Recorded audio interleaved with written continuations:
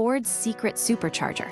When horsepower flew under the radar in the mid-1950s, before emissions regulations even existed, Ford quietly offered a factory supercharged V8 option in its 1957 Thunderbird. This wasn't widely advertised. It was a hidden gem for those in the know, a time when raw power took precedence over ecological concerns.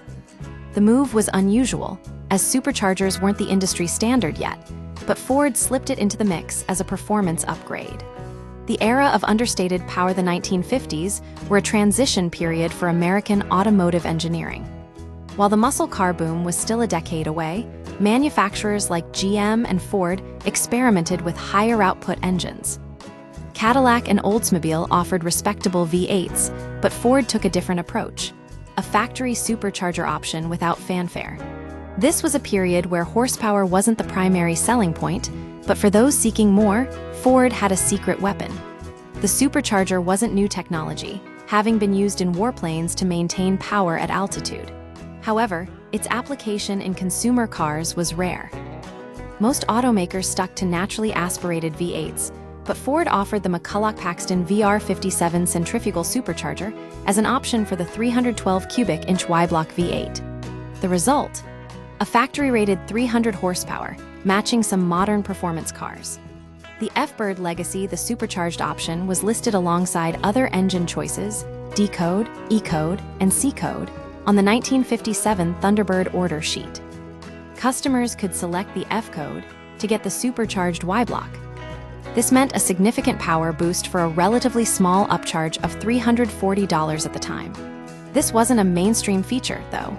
Of the 21,380 Thunderbirds sold in 1957, fewer than 220 were equipped with the supercharged engine.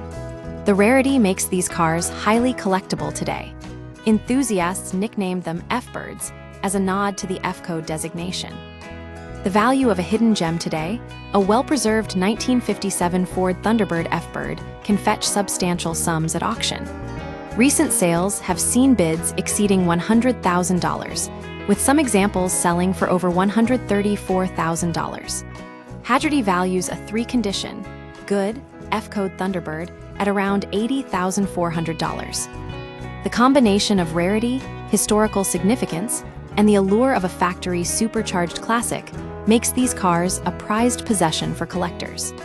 The fact that Ford offered this option before emissions regulations existed highlights a different era of automotive manufacturing.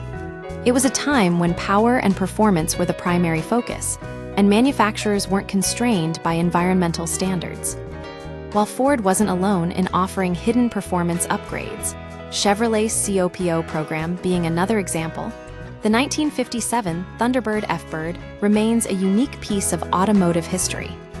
These cars demonstrate a moment when manufacturers could experiment with raw power without external constraints, making them a compelling example of automotive freedom.